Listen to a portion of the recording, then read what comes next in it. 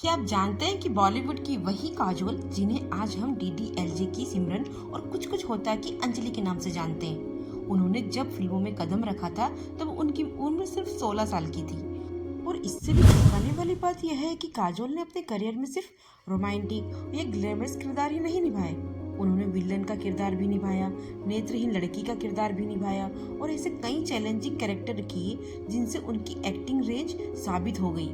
तो आखिर काजोल के करियर में वो कौन से फैक्ट हैं जो शायद बहुत कम लोग जानते हैं, देखते हैं इस वीडियो में। काजोल का जन्म 5 अगस्त 1974 को मुंबई में हुआ था। वह एक फिल्म परिवार से आती हैं। उनकी मां तनुजा खुद अपने समय की एक मशहूर अभिनेत्री थी, लेकिन काजोल की शुरुआत किसी ब्लॉकबस्टर से नहीं हुई। उन्होंने साल 1952 में फिल्म बेखुदी से अपना एक्टिंग डेब्यूट किया। उस समय काजोल की उम्र सिर्फ 16 साल की थी। अभी वह स्कूल में ही थी। धीरे धीरे उन्होंने पढ़ाई छोड़कर अपना पूरा फोकस फिल्मों पर कर दिया। यानी जिस उम्र में ज्यादातर टीनेजर अपने फ्यूचर को लेकर सोच रहे होते हैं, उसी उम्र में काजोल ने बॉलीवुड में अपनी पहचान बनाना शुरू कर दी थी। और फिर आया साल 1993। फिल्म थी बाजीगर और इस फिल्म में काजोल को ऑडियंस के बीच पहचान दिलानी शुरू हुई और उन्होंने अपनी पहचान साबित कर दी।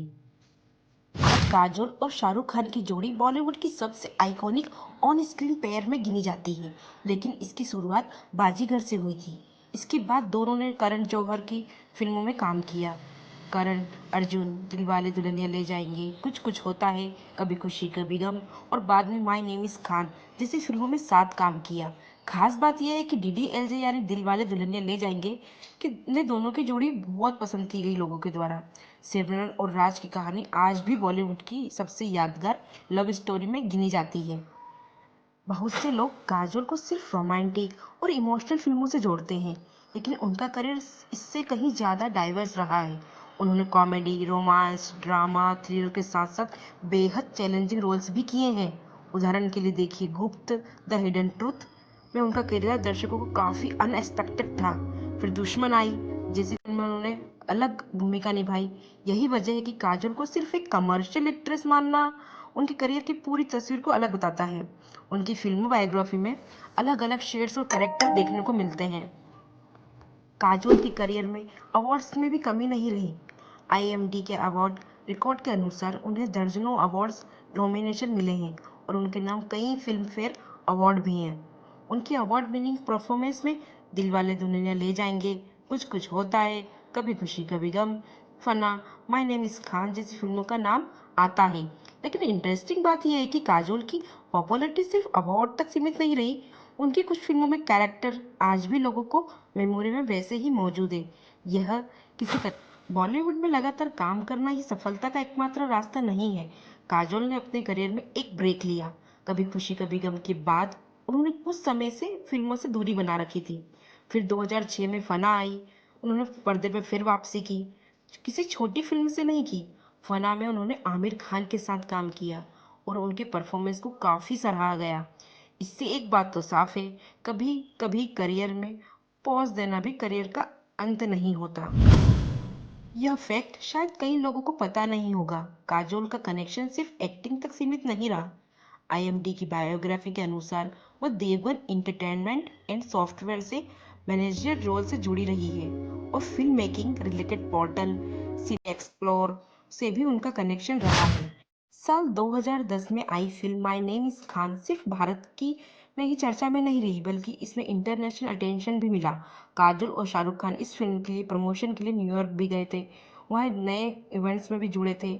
इस दौरान बॉलीवुड की सबसे बढ़ती हुई ग्लोबल विजिबिलिटी का एक इंटरेस्टिंग एग्जाम्पल था और फिल्म में काजोल और का परफॉर्मेंस भी काफ़ी अप्रिशिएट हुआ।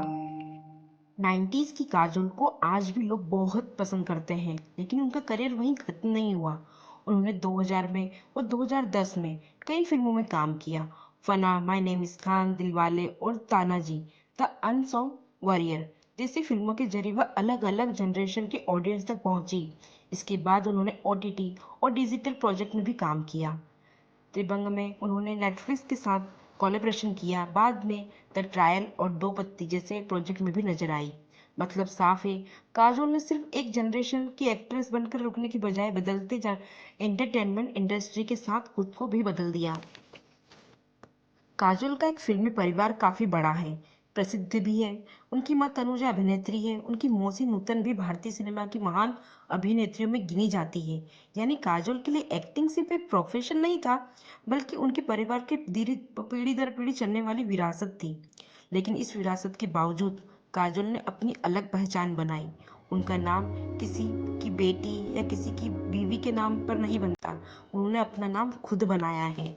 उनको अपने नाम से ही जानते हैं सब। तो ये थे काजोल के कुछ ऐसे फैक्ट्स जो बताते हैं कि उनकी कहानी सिर्फ एक बॉलीवुड एक्ट्रेस की कहानी नहीं है।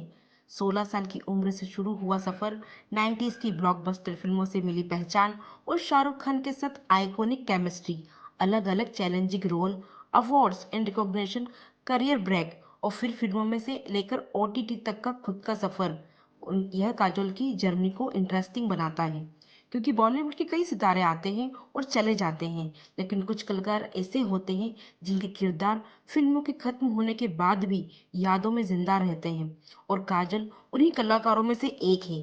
अगर आपको काजल की यह कहानी अच्छी लगी हो तो चैनल को लाइक और सब्सक्राइब ज़रूर करें, और अगर आपको काजल की अगली कहानी का हिस्सा जानना है तो चैनल को अब भी सब्सक्राइब करें।